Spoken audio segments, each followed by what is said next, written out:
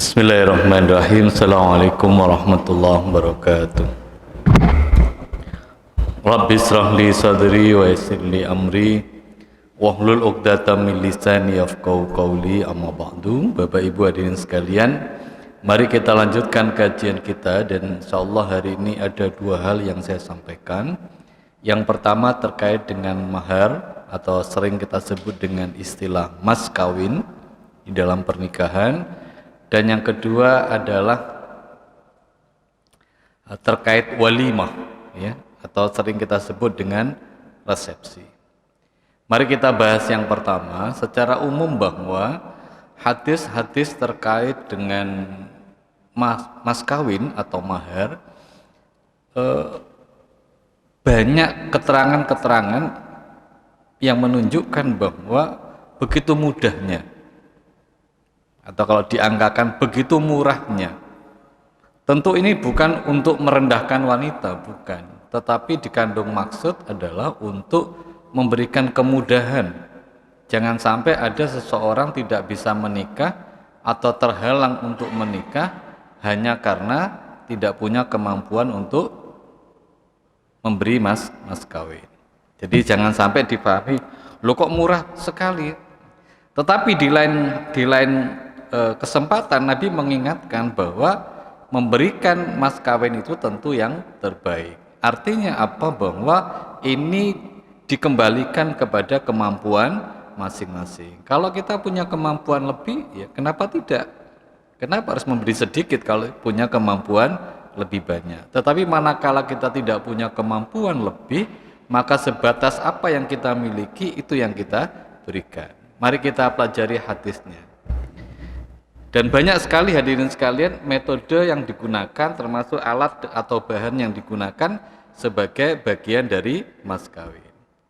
Mari kita mulai kaji hadisnya hadirin sekalian.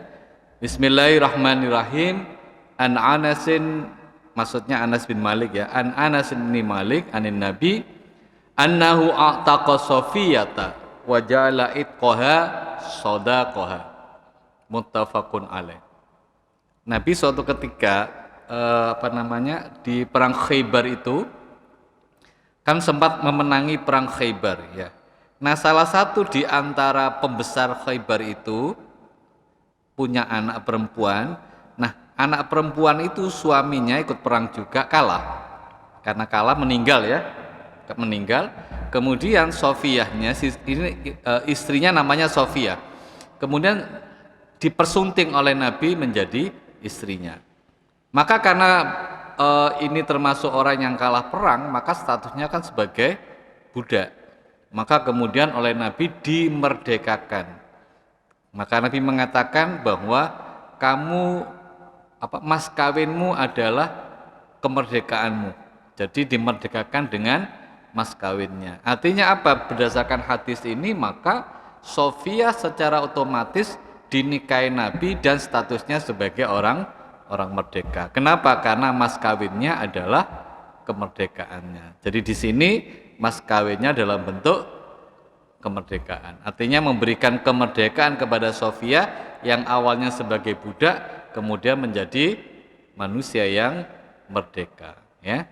Jadi pembebasan itu bisa menjadi bagian dari mas kawin.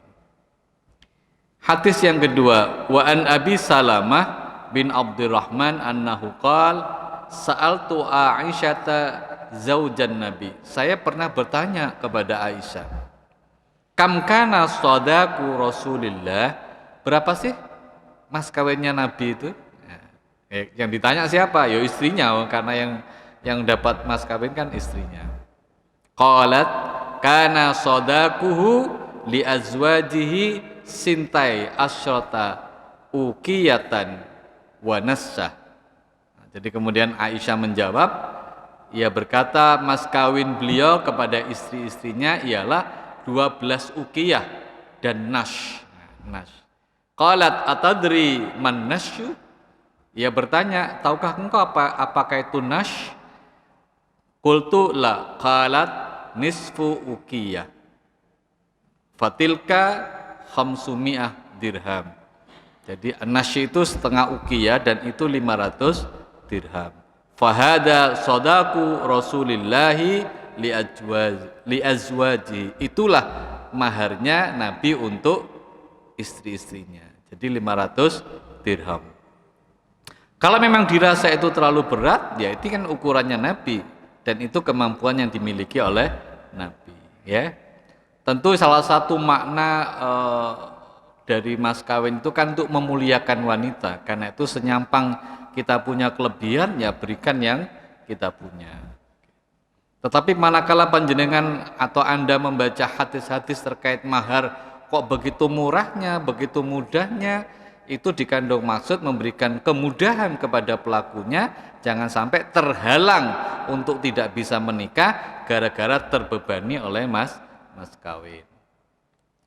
Wa Ibnu Abbas radhiyallahu anhuma lamma tazawwaja Aliun Fatimata alaihi wassalam qala lahu Rasulullah a'tiha syai'an qala ma 'indi syai'un. Ini kisah pernikahannya Ali dan Fatimah. Ketika Ali menikahi Fatimah, Nabi mengatakan apa? Ya. A'tiha syai'an.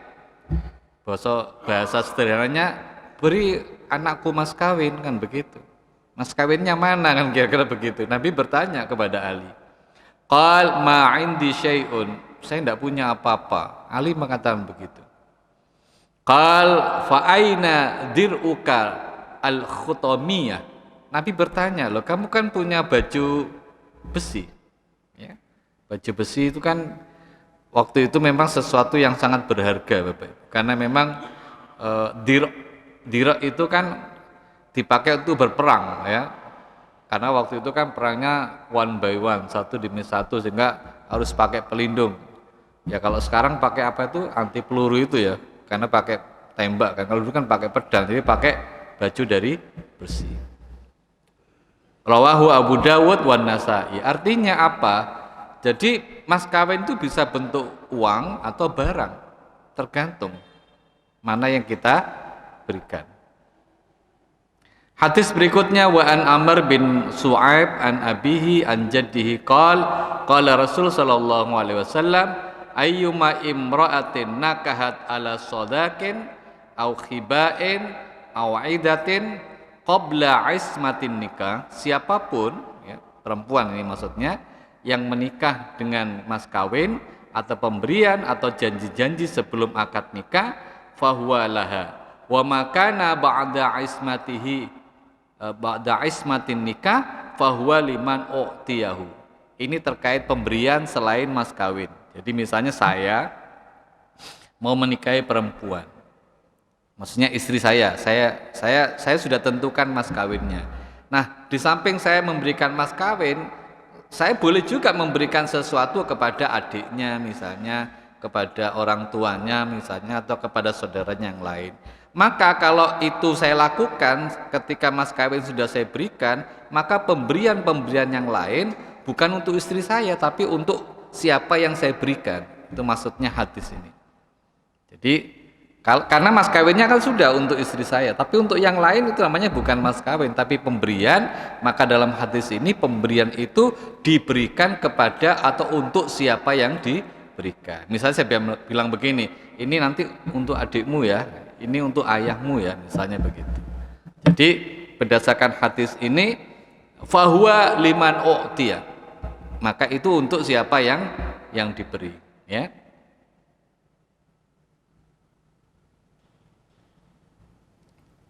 Hadis berikutnya, wa an Alqamah an Ibni Mas'ud annahu su'ila an rajulin tazawwaja imra'atan wa lam yafrid laha shadaqan wa lam yadkhul biha hatta mata. Jadi ia bertanya tentang seseorang, ini ada cerita ya, ada kasus, ia belum menentukan mas kawinnya. Ya. Jadi belum menentukan mas kawinnya dan juga belum menyetubuhinya, belum berkumpul dengan istrinya. Nah, hingga kemudian laki-laki itu meninggal dunia. Ya. Jadi mas kawinnya belum ditentukan dan dia belum berhubungan badan. Ya. Faqala Ibnu Mas'ud laha mislu sodaki nisaiha. Maka Ibnu Mas'ud berkata, ia berhak mendapatkan mas kawin seperti layaknya perempuan lainnya. Jadi walaupun belum berhubungan badan, maka dia juga berdasarkan ini pendapatnya Ibnu Mas'ud ya, itu si wanita juga punya hak yang sama ya. Tetapi kemudian kalau memang di keterangan yang lain dikatakan separuh, itu maknanya pilihannya begini. Kalau memang belum itu separuh, tapi kalau mau diberikan 100%, ya itu memang haknya suami, monggo mau diberikan apa tidak. Okay? La waqsa wala syatata wa 'alaiha al-'iddatu wa lahal miras. Apa kata Ibnu Mas'ud berikutnya? Tidak kurang, tidak lebih. Artinya 100%, ya. Sama seperti kalau dia sudah melakukan hubungan suami istri. Wa 'alaihal 'iddatu wa lahal miras. Jadi walaupun dia belum berhubungan badan, tapi tetap ada idahnya. Lantas idahnya berapa? 3 bulan. Kalau dia orangnya meninggal 4 bulan 10 hari, kan begitu. Kalau cerai kan ada 2. Kalau sudah menopause itu 3 bulan. Tapi kalau belum menopause itu kan 3 kali suci. Ini bedanya apa? 3 bulan dengan 3 kali suci. Kalau bulan itu kan per ya, berdasarkan tanggalnya. Kalau 3 ke 3, misalnya 3 Agustus ke 3 September 1 bulan, 3 Oktober 1 bulan. Begitu itu maknanya bulan. Itu hitungannya diberlakukan bagi yang menopause. Menopause berarti yang sudah tidak datang bulan lagi. Tapi bagi yang datang bulan, maka haidnya 3 kali suci. Maksudnya ya berdasarkan siklus haidnya, karena haid wanita itu kan tidak sama antara 7 sampai 10 hari. Maka yang dihitung ya masa bersihnya itu. Nah, kalau meninggal seperti ini 4 bulan 10 hari. Walahal miras, mereka pun juga mendapatkan hak waris walaupun belum berkumpul karena statusnya sudah sebagai istri. Faqama Ma'qil ibnu Sinan al-Asja'i faqal. Kemudian Ma'qil bin Sinan berkata, qada Rasulullah fi Birwa'ah binti Wasik. Kemudian beliau mengatakan, iya, kasus ini sama seperti yang dilakukan oleh Nabi kepada seseorang yang bernama Birwa binti Wasik, imra'atin minna mislama qadaita, seperti yang kamu sampaikan tadi. Awalnya kan Ibnu Mas'ud ragu-ragu, ini bener apa enggak ya, yang saya lakukan ini bener apa tidak. Kemudian ada sahabat lain memberikan keterangan, iya, apa yang kamu lakukan sama dengan apa yang dilakukan Nabi kepada seseorang namanya Birwa, ya, Birwa. Fa fariha biha Ibnu Mas'ud. Kemudian Ibnu Mas'ud merasa senang. Kenapa? Karena pendapatnya tidak menyelisihi Nabi, ya. Ini terkait mahar, dan hadis mahar yang terkenal itu kan terkait seseorang begini, saya mau menikah ya Rasul, kamu punya apa? Tidak punya apa-apa, coba kamu pulang, barangkali ada cincin meskipun terbuat dari besi. Sampai begitunya loh ya, sampai begitunya Nabi menyampaikan, supaya apa? Jangan sampai seseorang itu terhalang untuk menikah, ya. Itu terkait mas kawin, dan beberapa hadis lainnya juga kurang lebih sama seperti itu. Sekarang saya masuk aja langsung ke bab tentang walimah, walimah, atau kita sering sebut dengan resepsi. Yang pertama ini terkait hadisnya Nabi berkaitan dengan ceritanya seorang sahabat yang sangat kaya raya namanya Abdurrahman bin Auf. An Anasin bin Malik anna nabiyya ra'a ala Abdurrahman bin Auf athar as-safra qal ma hadha qal ya Rasulullah inni tazawwajtu imra'atan ala wajni nawatin min dahab faqala fabarakallahu laka aulim walau bisyat. Ini ceritanya begini, Abdurrahman bin Auf itu kan orang kaya, kayaknya orang Arab waktu itu ya, di zamannya. Suatu ketika beliau ini menikah dan tidak memberitahu Nabi menikah. Loh kok bisa Pak? Ya bisa, kalau sekarang kan media sekarang mudah, waktu itu kan susah ya, tidak seperti sekarang. Dari mana Nabi tidak tahu kalau Abdurrahman menikah? Nabi kan bertanya, ini bekasnya apa? Rupanya ada bekas kekuning-kuningan gitu, kan ada semacam wangian karena Abdurrahman kemudian bicara kepada Nabi. Apa kata Abdurrahman? Ya Rasul, saya baru menikah. Nabi kan berarti tidak tahu, tidak diberitahu. Karena Nabi bertanya. Ya. Nah, kalau Nabi tahu kan Nabi tidak perlu bertanya, faktanya Nabi bertanya. Kemudian Nabi mengatakan, kemudian Nabi mendoakan barakallahu laka wa baraka alaika wa jama'a bainakuma fi khair. Artinya ini doa kalau kita mendengar atau melihat orang menikah, begitu ya. Nah, kemudian Nabi mengatakan aulim walau bisyad. Adakan jamuan resepsi walau bisyad, walaupun hanya seekor kambing. Kenapa muncul hadis ini? Ini ceritanya. Bapak Ibu hadirin sekalian, menjadi tradisi orang Arab ya. Kalau mereka punya hajat itu biasanya motong, yang kaya-kaya itu motong onta. Kalau ada orang punya hajat kemudian kok yang dipotong itu domba atau kambing misalnya, itu maknanya orang melarat.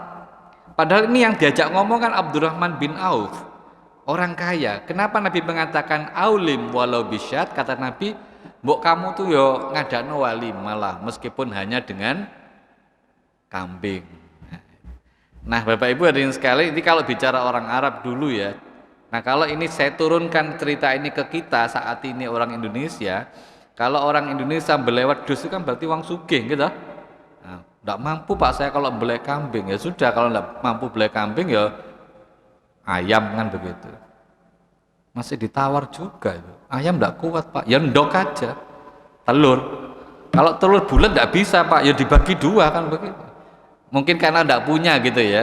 Jadi saking tidak punyanya sampai dia tidak bisa melakukan walimah. Kalau begitu Pak gimana? Satu RW kebanyakan Pak.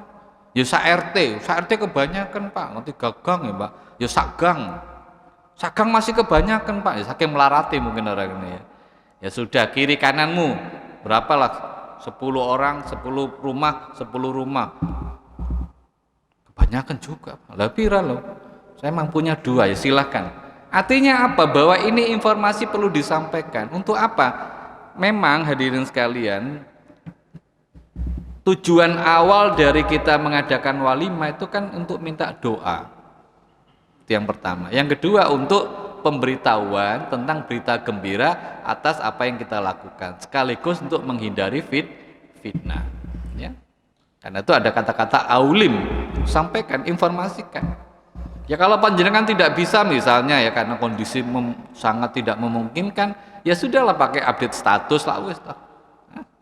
Apa itu ada sirat nikah, kemudian ada foto, terus di-share saya baru menikah, alhamdulillah. Pemberitahuan, setidaknya begitu. Ya syukur kalau ada jamuannya, kalau memungkinkan. Nah seperti yang terjadi di Indonesia ini kan biasanya kan ada jamuannya, tapi kan jamuan itu kan sebetulnya tergantung dari kemampuan. Anda kemampuannya apa? Nah, masalah yang penting itu tadi, bagaimana bisa menghadirkan orang untuk ikut mendoakan, ya. Itu salah satu pentingnya walimah. Sekarang hadis yang kedua. Wa Ibnu Umar radhiyallahu anhu qala Rasul sallallahu alaihi wasallam, "Idza du'iya ahadukum ilal walimah falyatiha." Muttafaqun alaih. Jika kalian diundang acara walimah, maka hendaklah kalian datang, ya. Idza da'a ahadukum akhahu falyujib ursan kana au nahwahu. Bahkan di hadis yang lain ada kata-kata ursan kana au nahwahu, ya. Baik itu walimah maupun yang lain. Misalnya ada undangan syukuran yang lain selain undangan walimah, gitu ya. Jadi ini bahkan beberapa hadis yang lain nanti akan saya sampaikan. Bahkan ulama memberikan keterangan penekanan tentang wajibnya hadir kalau di kalau diundang. Coba kita cek hadisnya. Wa Nabi Hurairah radhiyallahu anhu qala Rasul sallallahu alaihi wasallam syarrut ta'ami ta'amul walimah. Coba perhatikan hadisnya ini ya. Sejelek-jeleknya makanan ialah makanannya walimah. Apa maksudnya? Padahal faktanya kan makanan walimah kan enak-enak kan? Kok ini dikatakan oleh Nabi kok sejelek-jelek makanannya walimah? Dari mana hadis ini? Atau maknanya bagaimana? Rupanya Nabi melanjutkan hadisnya, yumna'uha man ya'tiha wa yud'a ilaiha man ya'baha. Kapan makanan walimah itu dikatakan sejelek-jelek makanan? Manakala kita mengundang yang seharusnya tidak diundang atau kita menolak orang yang seharusnya datang. Singkat cerita bahwa dalam prakteknya yang dimaksud hadis ini, kita tidak boleh membeda-bedakan orang, itu maksudnya. Maaf ya, misalnya ada, tapi mudah-mudahan tidak ada di sini, tempat lain misalnya. Karena dia orang banyak teman, ya, banyak koleganya, maka bikin 2 acara. Maksudnya di rumah dan di gedung. Apa tidak boleh begitu? Boleh aja, memang temannya banyak. Cuma yang tidak boleh itu ngomong begini. Tanggo kene dekek nang omahe. Kanca-kanca dekek nang ngene gedung. Apa? Kanca-kanca kene mana kem? Nah itu yang tidak boleh terus ngomong begitu. Atau apalagi misalnya dibeda-bedakan, misalnya ini kalau ini tamu kampung ini jajannya si model gini, nanti kalau tamu kantor yang beda lagi. Jadi membeda-bedakan orang, tidak boleh. Saya sampaikan begini ya. Ini fakta, saya tidak sebut nama, tapi ada seorang ekonom di Surabaya ini dan seorang akademisi, ya, dan dia orang kaya, mungkin mungkin dia ingin protes secara sosial barangkali ya. Ketika beliau punya hajat, itu acara walimahnya di masjid. Mungkin Anda mengatakan biasa Pak, walimah di masjid biasa. Oke, biasa. Orang kaya loh ini ya. Dan orang top ini di Surabaya ini. Bapak Ibu tahu enggak apa hidangannya? Sego bungkus. Sego bungkusan ya. Padahal yang datang waktu itu ya kolega-koleganya dari akademisi ya, profesor-profesor, dan duduk lesehan semua sama bareng dengan tonggo-tonggo EDE. Tetangga kampungnya jadi satu membaur begitu. Kenapa? Beliau tidak lagi membeda-bedakan kamu tamu saya yang terhormat, ini yang tidak terhormat, tidak ada. Kenapa? Karena di mata beliau semua tamu adalah terhormat. Dan memang sebetulnya bahwa tujuan utama kita mengundang itu kan minta doa. Ini tujuan utama. Cuma saya tidak paham ya bahwa kemudian ada pergeseran dan itu kemudian tradisi yang masuk di dalamnya. Saya ulang kembali. Jadi tujuan awal kita mengundang orang di acara walimah kan kita minta tambahan doa atas apa yang kita lakukan. Kita bersukaria, bersyukur kepada Allah sambil minta didoakan. Ya. Tapi kemudian ini menjadi sebuah kegiatan yang lebih mengarah kepada tradisi. Apa itu tradisinya? Tradisi bubuan, gitu. Ini akhirnya yang memberatkan. Kadang-kadang ada orang itu, terutama ibu-ibu, kalau pas kemarin di bulan besar tuh banyak sambat. Jadi kan paham sambat ya? Apa? Mengeluh ya? Aduh, bubuan akeh. Jadi diundang itu tidak seneng, malah susah, sedih karena mikir bubuan. Sekarang saya tes nih jenengan punya hajat, ngundang tetangganya datang, dan tetangganya bowo. Seneng nggak jenengan? Seneng ya, ngundang datang bowo, datang apa seneng nggak? Seneng. Oke.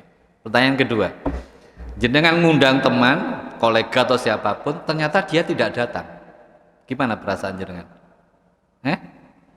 Sedih apa biasa saja? Sakarepe Pak, oke sakarepe. Yang ketiga, jangan ngundang teman atau kolega, dia datang tapi gak bowo. Gimana? Sampai ngerasani apa enggak? Itu masalahnya, kadang-kadang kita ngerasani teko anak barang dijak, ngejak anak barang mangan di sakno akeh tapi gak bowo. Lah ini akhirnya kan orang akhirnya kepikirannya di sini, padahal mestinya tidak harus begitu. Ya. Ya, artinya begini, saya berharap begini, kalau orang itu datang bowo ya alhamdulillah, terima. Ya. Datang nggak bowo ya, ya alhamdulillah dia mau datang, kan begitu kan, mestinya begitu. Ya.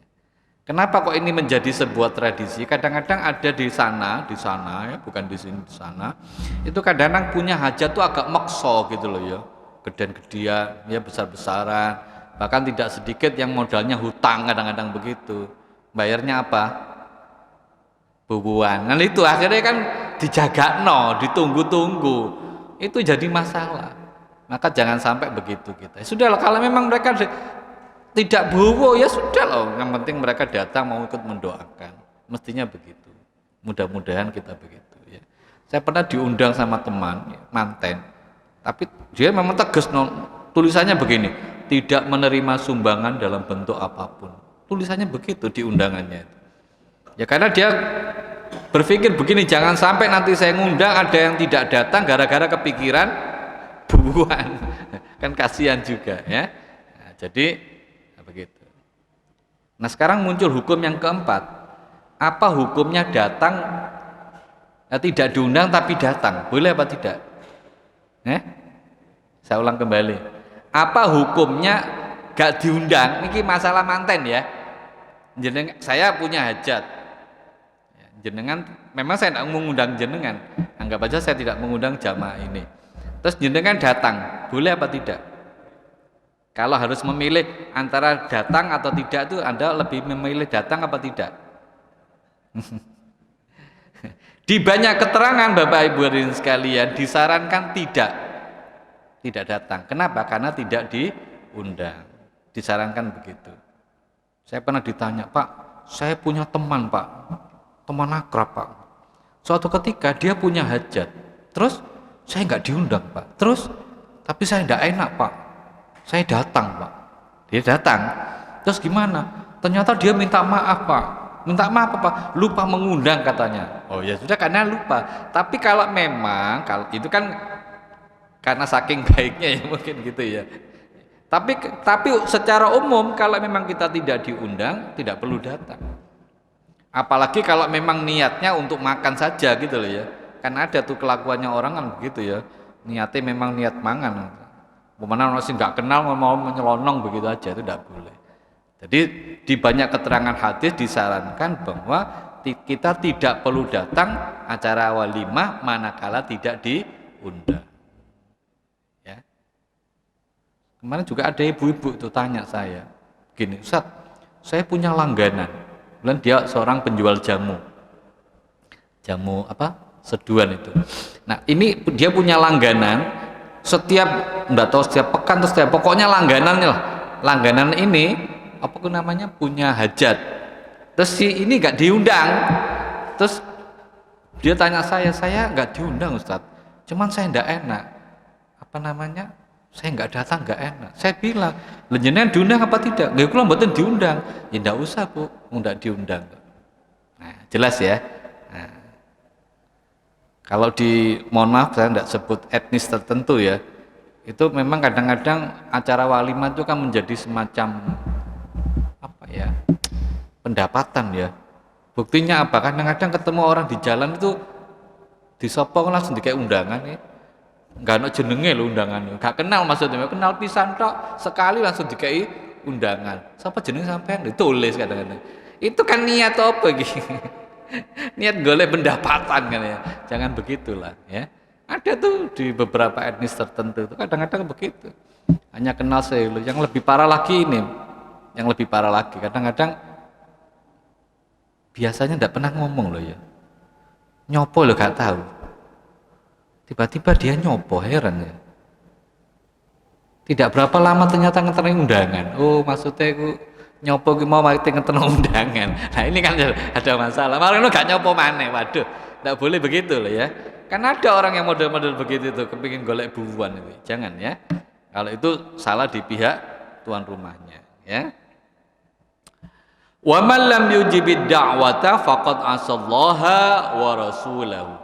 Barang siapa yang tidak memenuhi undangan, maksudnya undangan walimah tadi, faqad asallaha wa rasulahu. Ia telah durhaka kepada Allah dan Rasulullah. Akhrajahu Muslim.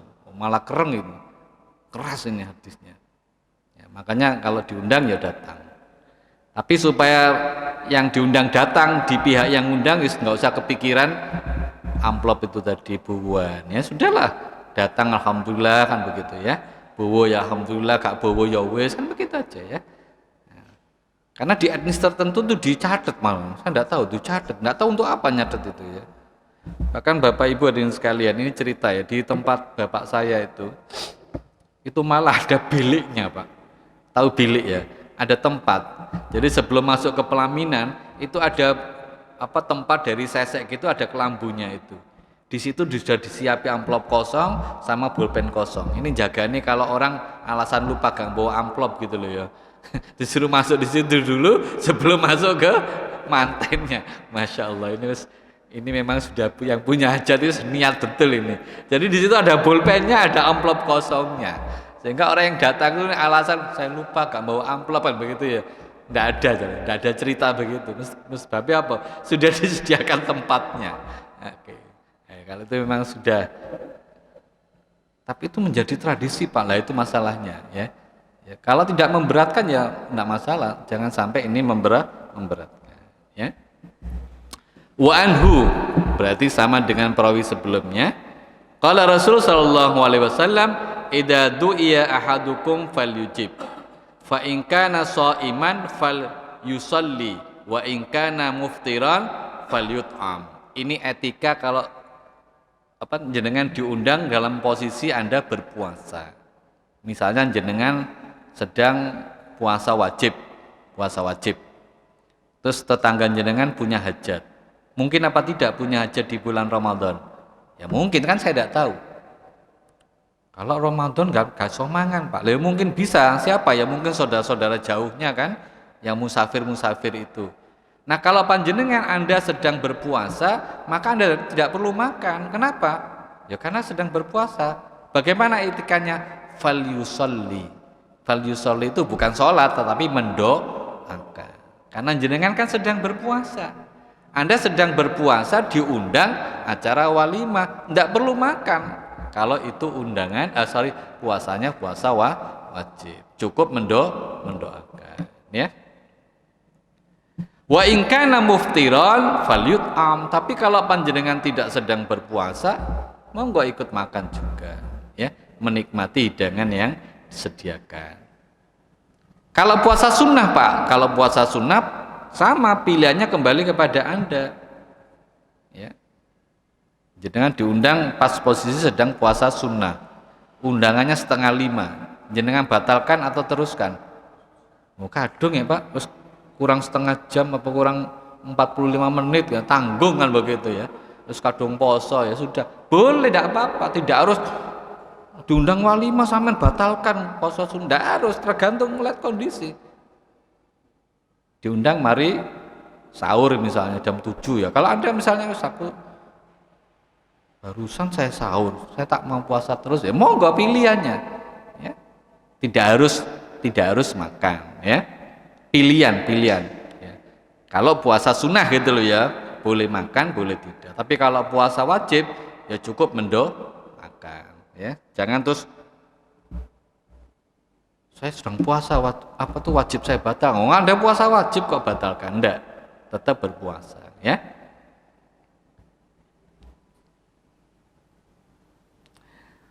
Kalau puasa sunnah, waqal fa in syaa ta'ima wa in syaa taraka.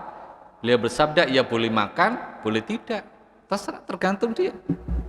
Ya, itu tadi pilihannya kan. Kalau kita ngomongnya nanggung, waktunya sudah sebentar lagi mau adzan maghrib, ya sudah lah, ngapain kita batalkan gitu ya. Oke. Nah, sekarang hadis berikutnya.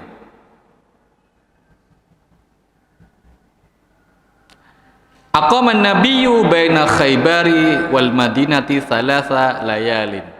Yubna alaihi bi Safiyah fada'autul muslimina ila walimatihi. Fama kana fiha min khubzin wala lahmin wa ma kana fiha illa amara bil antaq. Ini terkait bagaimana jamuan atau resepsi Nabi ketika menikahi Sofia.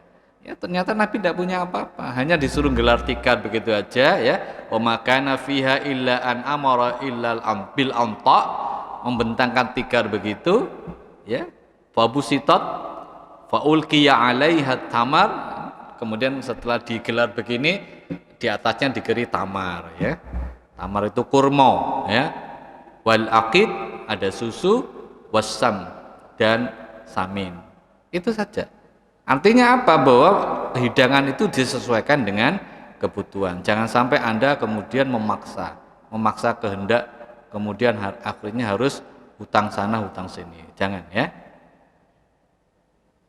Wa an rajulin min ashabin Nabi sallallahu alaihi wasallam idza ijtama'a da'iyani fa'ajib aqrabuhuma baban fa in sabaqa ahaduhuma fa'ajib alladhi sabaqa. Kalau jenengan diundang di waktu yang bersamaan, mana yang didulukan? Yang terdekat. Ya. Satu undangan ke Jakarta, yang kedua undangan ke Medan, mana yang didulukan? Yang terdekat, yang ke Jakarta. Enggak Pak, saya mau ke Medan aja Pak, sekalian jalan-jalan Pak. Kalau berdasarkan hadis ini, mana yang terdekat dulu? Atau yang kedua, kalau seandainya yang mengundang itu mana yang lebih dulu dari sisi waktu? Ini mengundang tanggal 1, dia ngundangnya tanggal 2 ya.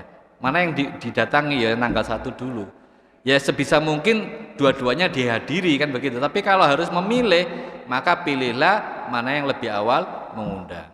Termasuk tadi kedekatan, kalau harus Anda memilih. Tapi kalau panjenengan bisa dua-duanya ya terserah. Ini kalau seandainya Anda punya keterbatasan di waktu misalnya ya. Yang terakhir,